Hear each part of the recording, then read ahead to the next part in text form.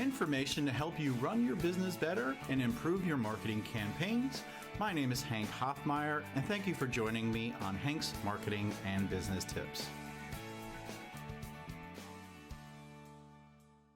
Welcome to episode 246 of the Hmbt podcast. Today, I'm joined by Nina Froriep.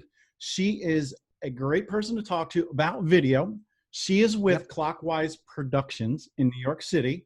She's a visual storyteller, video democratizer, and has 30 years of experience, 30 years, folks, experience as a filmmaker and a producer. And I say those words because we're not going to talk about how you're going to rank on YouTube. We're not going to talk about the little things with video. I think that we're going to have a great conversation just around what you need to be doing to be successful when you're creating videos and actually just stay consistent. Nina, I appreciate you being on the show today. Well, thanks for having me. I'm very excited to talk to you about my favorite topic. And I took a look at your website when I found out you're going to be on the show. I really love that you actually, do what you say. You have a video on your front page in numerous places. Tell me a little bit about your organization and what you do to help clients. So Clockwise Productions actually has been in business for over 23 years. And as you can imagine, as a small business owner, we've gone through quite some massive pivots along the way. The most recent of which happened about 4 years ago, and then again maybe a year ago, 4 years ago, when I decided that the budgets for bigger productions that we got from medium-sized to big-sized companies were not worth the money anymore. We literally got requests for the exact same thing, and people wanted to pay a tenth of what they used to. And I'm not exaggerating. So I was like, okay, that's not fun anymore. I don't want to deal with this. So I figured, okay, what am I going to do to not be the old geezer in the corner that is trying to figure out, how to finish off her career. And I was like, okay, the only way through it is forward and by embracing all things digital. So I gave myself 3 months to figure it out. It turned into 3.5 years. That's fine. Better that way than not. So what we do now is we enable, we focus on mission-driven entrepreneurs, so service-based entrepreneurs that have a mission, just because those are the people who have something to say and to share. So we enable mission-driven entrepreneurs to create and grow their business with consistent video content. And for me, the word consistency, that's like my middle name that pops up all the time. Right. And we're all about making it easy for entrepreneurs to do it consistently. So Great. That's what we do today in a nutshell. Well, you're all up in my LinkedIn feed, and it's always video and people are always engaging with it. I think you're doing a great job there. You talked about adapting and conforming. In business, you have to do that. Yep. I always talk about being in a service-based industry because I myself owned a landscaping business and ran it successfully for 12 years, but I recently sold it a few years ago. It was a part-time thing, so I can travel more and speak at conferences and give more back to help other people grow their business rather than trying to grow mine. And you talk about, the service-based industry and video, those go hand in hand, but I don't think enough people that have a service-based industry know that they need to be doing that. And regardless, if you're in service or not, you need to be using video because it's the most important medium. Email marketing is a really good channel and you can promote your videos and social media, but the types of content you need to create need to include video. I guess the first question I'm going to have for you is, if you don't know what you're doing and you don't really have a big budget and you're afraid of what you don't know, how would I get started? All right. And I also have comments on everything else you said earlier, but Sure. to answer your question, where you get started is like right here, right? It's a cell phone. That's how you get started. And it's blinking at me. You don't like when I very often when clients talk to me for the first time, it's like, oh, when I bought this gear, blah blah blah blah blah. And my question to that always is, do you have the receipt? Can you return it? Because all you really need is a smartphone, and any more or less modern smartphone, and I'm talking like anything that's 5 or 6 years old, is going to be perfectly fine to create some really good looking video, and any kind of video. There's so many apps out there now. You can create not just shooting yourself talking, which is what service providers should be doing because they are the product. And I come from a documentary background, so that's what I gravitate to naturally. But there's so many softwares where you can create really cool videos with GIFs, with slide decks, with screen grabs. I mean, the sky is the limit. So if you want to get started and you're a service provider, prop up your phone and start talking to it. So you say that, right? But now somebody might say, you know what? I just got a smartphone. Maybe it's an older Mhm, electrician, right? And he just bought us the fancy new iPhone 8, maybe, right? Because he didn't want to mhm. spring for the new 10 or anything like that. Yeah. And then, there's always that person that's reaching for the record button, and then you always see them after. They're going to Mhm. say, hey, I hear I have to spend hundreds of dollars a month, or, $1,000 for editing software. And that's not true. I think even with me, it's like Mhm. analysis paralysis. What do I use to edit? What do I use to capture audio? I have a Mhm. decent mic right here, but I kept saying, is this one good enough? Do I need a better one? Or do I just use my $3 lapel mic that I bought off eBay for my phone? Yes, is my answer. It's what you have is the best at the moment, right? In other words, if Yep. you at least create, you have something. And you and I Yep. were talking off camera that there's some YouTube channels that I found where it's like woodworking, because I kind of, not saying I'm getting into woodworking, but I'm getting interested in it. There's some horrible video, grainy, shaky, and the audio is not that great, but they have hundreds and thousands of followers. It's all in Yep. the message. Like you said, if you're an owner, get in the camera and just say, hey, I'm Bob with Bob's Electric, and I specialize in wiring new homes. So let me come and wire yours, and then show showing some of your work. And there's free applications. I know on the iPhone there's iMovie that you can cut Mhm. the beginning and the end where you're touching the button. And if your dog starts barking in the background, which if ours bark, that's fine, we're going to let it go. But Yep. if you're looking for a professional service reel, you might want to cut that out. There are Yep. free services out there, and I think even YouTube helps with some of the editing here and there. But there's free software to help you with all that, right? Absolutely. I mean, I'm not an Android user, but for iPhone, there's a gazillion apps to choose from. I personally love iMovie on my phone. I don't like it as a desktop editing software. I find it very frustrating. Right. I have a lot of my clients who do the month-long video challenges with me. They use InShot, which seems to be really versatile and very Love it. good. There's great softwares out there where you can upload your video and trim it, edit this out, and also they automatically create subtitles and a header.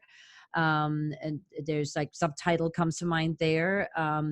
So I mean, there's so many different apps. There's apps that will take your video and reformat it for like a gazillion different platforms.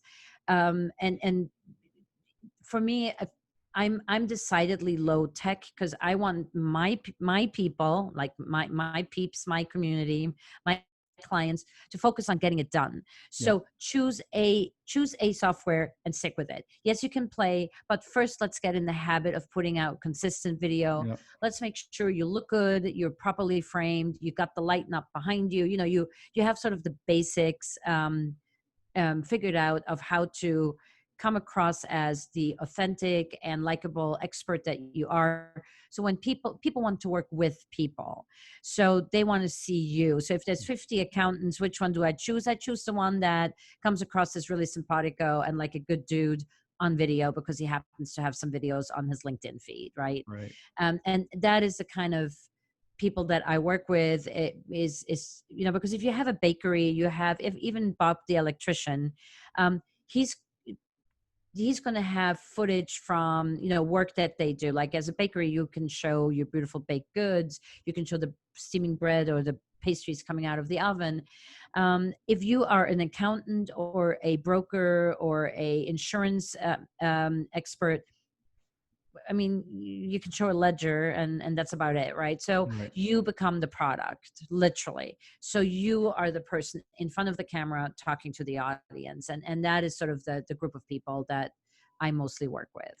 Yeah, I would say find one or two tools. This way you can get used to it and not make it Hmm. feel like it's so much learning. I use Final Yep. Cut Pro on my Mac. It's a $300 one-time purchase. Yep. Adobe Premiere is monthly, so it gets expensive. There's DaVinci Resolve, which there's a free version. Yep. That's if you want to get a little fancy. On my Yep. iPad, I don't know if you've heard of LumaFusion, but it's as close as Mhm. Final Cut as you can get on an iPad. And it's Yeah. very user friendly. I love it. You can use it on an iPhone too. I think it's a Mhm. $30 purchase, but well worth it. And now they have updates where you can say start it on LumaFusion and export it to Final Cut, and 80% of what you do is preserved, or unless like titles are baked in. But yeah, there's free software, Mhm. or you pay a little bit of money. Once you start getting better and you start getting interested in it and doing it, you get better and better, and then you want the better tools, and then at some Right. point they're working with you because they want narrative, right? And they want to be able to look good on camera, or maybe they just want people to produce it. That's when you start working with other people. Because I just thought of this just now, and it's with a lot of things. People that want to hire coaches, they don't want to spend the money because they don't know if they're going to get the results, right? Yep. I think if you start doing something yourself, like video marketing, and you find your success, and you say, well, I wonder if I could do even better if the Yep. quality is better, my content and the production quality, that's where you step up. I think that's what Yep. we're here to do today, is especially if you're a Yep. service business, is your budget's really tight. Start doing things on your own, and then get the help later on. Because if you're an accountant, your job is not to become a full-time video producer slash narrator slash, whatever Yep. you want to, actor, right? That's not your job. You need to focus on what you do, the numbers, and let somebody else help you with the actual content for your Right. video.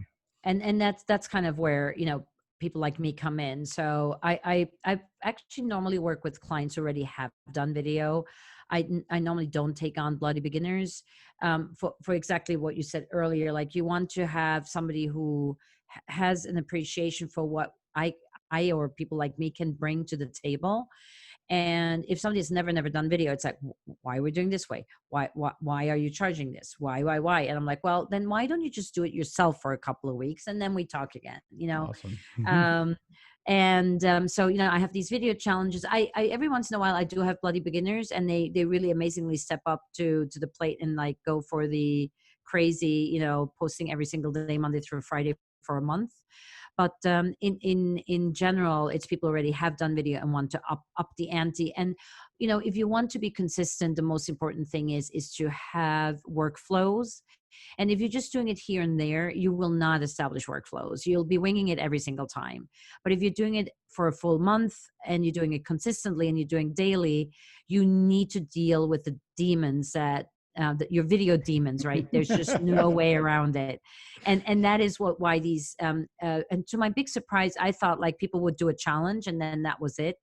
So I created these little pods so people could like still have accountability and support around it, but maybe post not daily, but post twice a week, whatever. And I'm finding that the pods are not that popular. What's really popular is that people are just doing the freaking challenge over and over and over again. I'm like, okay, if you want to do the challenge over and over again and be held accountable to posting 5 times a week video, I'm all for it, but just having that structure, having the workflow, and keeping it simple, Right. and keeping the message within the video simple. People are not going to watch your 5-minute treaty on how great you are. People are going to watch a 60-second quick tip that gives them something new to think about or solves a small pain point that they have. You do that every day, Monday through Friday, 12 months out of the year, you're going to be so established as that person to go to, so that when people are ready to buy whatever the thing is that you sell, they will remember and come to you. So I always say to people, don't this is not these social media videos are not meant to be the hi, here I am and this is what I do. Right. No, because I mean that has its place and that should be on your website, and those are really important videos too. And those videos can have a much higher production value and should have some nice graphics on it and all that. But the videos that go on social media, I call them tissue videos. And I've gone as far because I always participate in my own challenges. So now I've been through 3 of them, and I've created something called a naked video series, where the only thing naked is the video. And it just means it's a video without graphics. It's just what you're seeing right now. If Yeah. you're watching this, it's me talking on camera, period. And then yes, I'll throw in a thumbnail because that makes it pop more on social media. And if I have the time, I will put in closed caption because that's super important as well. But other than that, no logo, no keywords, no nothing fancy, no title. Just because I feel that people are going to watch this video once, and maybe 200 or 300 people on LinkedIn will watch the video, which is great numbers, but then that's it. And then the video has no real life after that. So why Right. spend all that time in creating it? So twice already you've mentioned this challenge. So I want to dive into that in a second, but I want to talk about the power of challenges, because I think what you're going to talk Yep. about, people need to interact with and do. I belong to a speakers group, and Hmm. the person who owns this group put out a challenge and said, I want you to get better at public speaking. And what I'm going to Hmm. do is I'm going to pose a challenge on Monday morning, and you have a couple days to do it. And Yep. it's doing something on his live. You have to go live on a Facebook group doing something. Right. And one of them was go to a restaurant, go to a fast food place, and just start talking about what you're either passionate about or what you're good at. Just get on camera and start talking. And everyone was different, or it was a Yep. certain topic, or it was use props. And I ended up winning Hmm. that challenge. I didn't even know there was a prize, but he ended Yep. up picking a winner, and I won because I was consistent and I did every one, and I did a good decent job at each one. Yep. It's not really a shocker, but because some of the other people, they were a lot newer than I was, and it was just great to participate in that and do something consistent, because he would put the challenge. I felt I had to do it. I felt like he was being Yep. an accountability partner, and it made me a better Hmm. person for that. So tell me about your challenge, because you mentioned it twice, and I want people to either take advantage of it or learn more about it. Yeah. So the challenge, I actually was challenged to do a challenge. And I figured, okay, why not? I had participated in video challenges before, but never run one myself. And for me, and also like so the challenges that I do, they are paid. People pay me for them, but not a lot. It's a very low entry product, because for me it's all about getting people going and experiencing the power of video. So it's also sort of a tool to educate people. And so for me, it's all my products are centered around community, accountability, and support. And because that's the only way you get to consistent video content. So with a challenge, what it is, it does, you know how they say to form a habit, it takes 3 weeks. And I Right. feel with video, it takes more than 3 weeks, because you're not forming only one habit, you're forming several habits, right? It's a habit of consistent content. It's a habit of learning how to film yourself quickly and efficiently. It's a habit of editing, and it's a whole entire workflow, which comes in so many different, there's so many steps, right?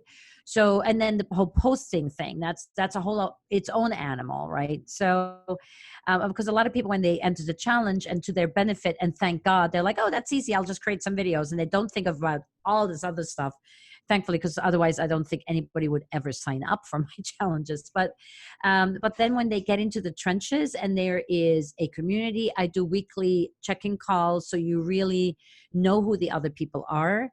In addition, everybody comments on everybody else's videos. So not only are you posting Nice. videos, you're giving each other a boost, because why put out video if no one's there to see them? So I put people into groups. I've learned that 8 people is a good, like 6 to 8 people is a good group. So it doesn't become too overwhelming with how many other videos you have to watch and post on. I don't have many rules, but there's a couple of rules about timing, and there's a couple of rules about length of video, and Right. obviously only appropriate content. I think that kind of goes without saying. And it just creates, and the funny thing is, and that's something I never ever anticipated, is that I have people in the current challenge who are in the round 3, and I have people on round 2. So it's something that once they get into it and they experience the community support, and then, the first time around, it's all about, like, Lucille Ball in the candy factory, like stuffing her mouth with the chocolates because she can't Exactly. keep up with the conveyor belt, right? So that's what most first time challengees feel like. But like the group I have right now, we just started one yesterday, July 1st. I have a group of now 2 people have done it twice. Are in round 3, and 2 people are round 2, in addition to newbies. And the people who are around 3, they're now going like, okay, I want to establish a content calendar where on Mondays I do this, on Tuesday I do this. I want to establish a library. I want to start taking the videos I did back in March and repurpose those for YouTube, or Awesome. repurpose the ones from IGTV for LinkedIn. So now it's like this whole, it now it's becoming a real, it's no longer surviving the video part. It's now becoming strategic.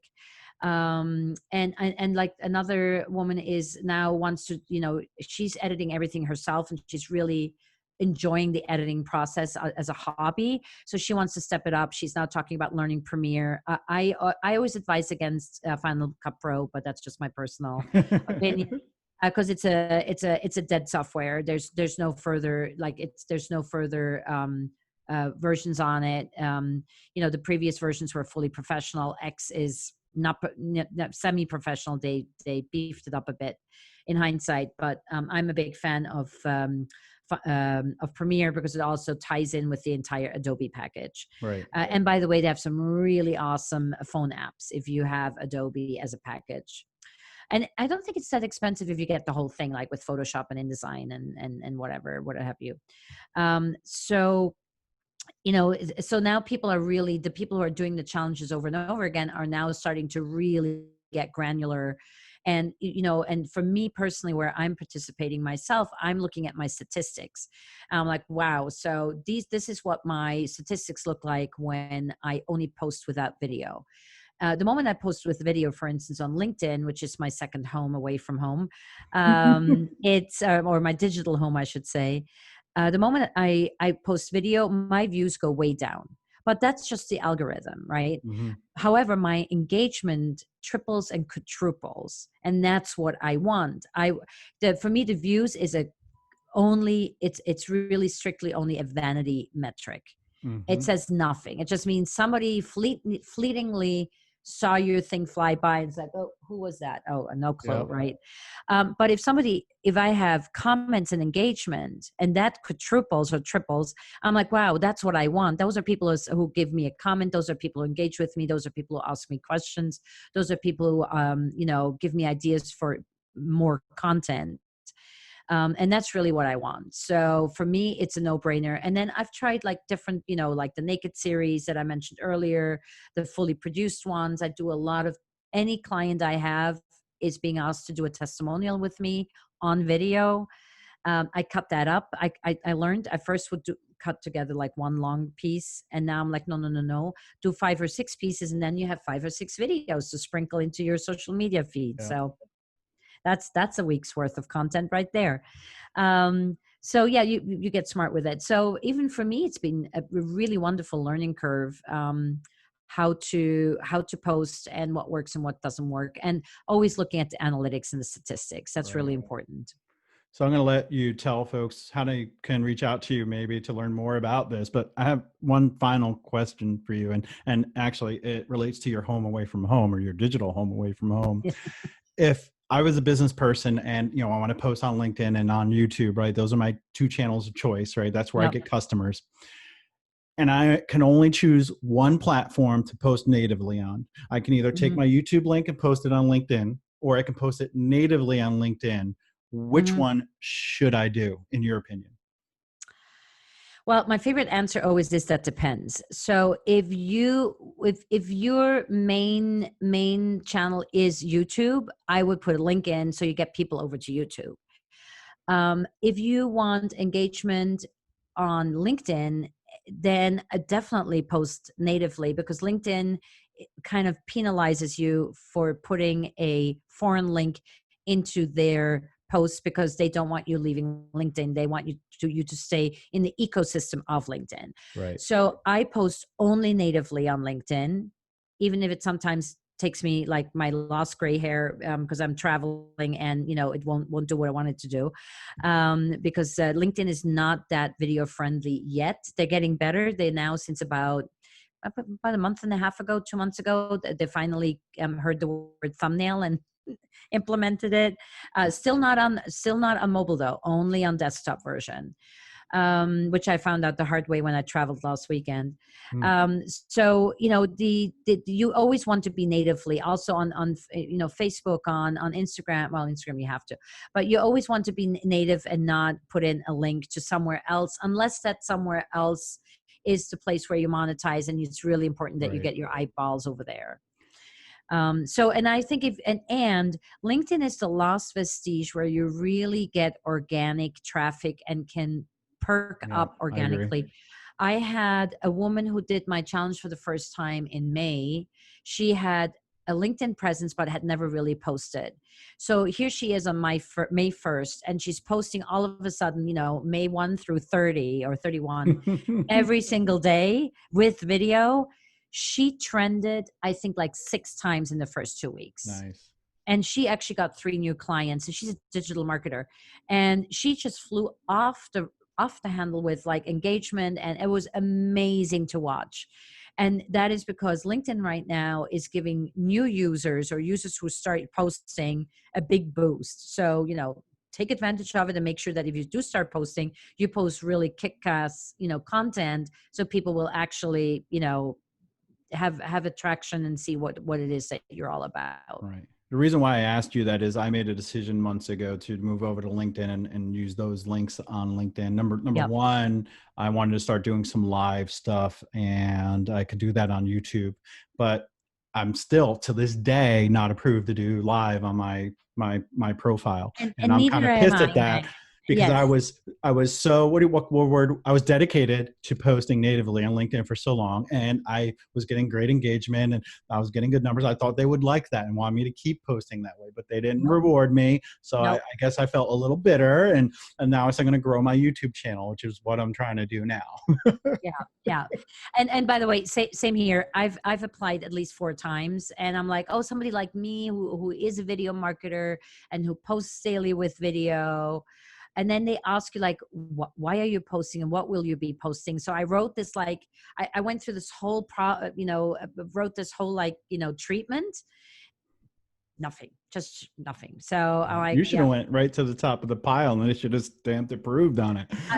So I thought too. So I was a little miffed, but since I do get my clients from LinkedIn, I'm like, Yeah, okay, I'm YouTube for me is not for somebody like me. I mean, I have colleagues who are phenomenal YouTubers, but YouTube really wants longer format. It wants a how to. It's for people who are searching, or for it's the second biggest search engine worldwide. yeah, So YouTube is just a completely different animal. And like people who want to build a YouTube channel and come to me, I tell them I'm not the right person for you. I can help you right, with the production aspect of it, but in terms of a YouTuber or becoming a YouTuber, there's people who breathe that stuff and do a great job with it. I'm not your right. person then. That's not Well, me. I'm happy I made the Yeah. decision because my podcast numbers are actually rising because of YouTube. Now they're not Right. aggregated into my RSS feed that I use for my podcast, but No, separately I'm tracking how many views my episodes are getting, and it's climbing, and I like that that's because great. it means it's working. And I'm glad I went back to the video format. And speaking of that, I thank you for being on the show today because this has been a Of course. great conversation. Thank you. Like many guests, I think we have to have another round because I like to keep my episodes short. You need to Yep. come back on the show, talk some more about it. And I think you and I can really just keep going on for days talking about video because it's one of Pretty my much. passions. How can people reach out to you? How can they follow you and maybe participate in this challenge you were talking about? Well, all good questions. So I am on LinkedIn. As I said, LinkedIn is my home away from home, or my digital home. I my last name is spelled a little weirdly, so I trust that you will in the show notes have Yes. my name. So if you go for Nina Froriep, Froriep, you will find me. I'm the only one on LinkedIn, and you will see all my content. I have actually, as of yesterday, a beautiful new yesterday being July, a beautiful new website, clockwiseproductions.com. So Looks as awesome. clockwise direction. And those are the two best places. And then for the challenge, I normally start talking about it incessantly as I'm about to launch another one.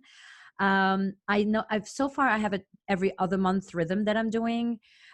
So if this airs, as I understand, October 6th, Yes. the next one probably will start November 1st. So that'll be perfect. You'll have 3 weeks time to think about it. And either DM me on LinkedIn or go to my website, and on the work with us, if you scroll down, you'll find the video challenge and all the pertinent information and a payment link. That's the only thing I sort of let go automatically. And it's a no-brainer. It really is a no-brainer, and it's a Right. great community, and we always have a lot of fun, and you also learn a lot. So yeah, I very much Awesome. recommend it.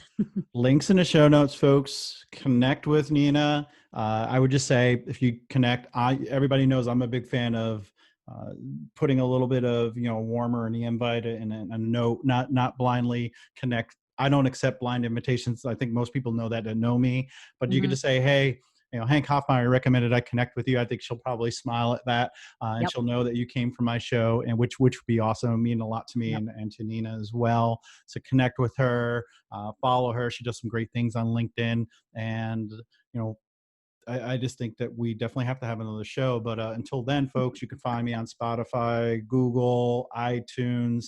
I'm on your Echo or Amazon device, YouTube, back on there again. Like and subscribe over there. Get my numbers up. Help me get there. And until next time, folks, keep creating. Ciao, ciao. Thank you for having me, Hank. No problem.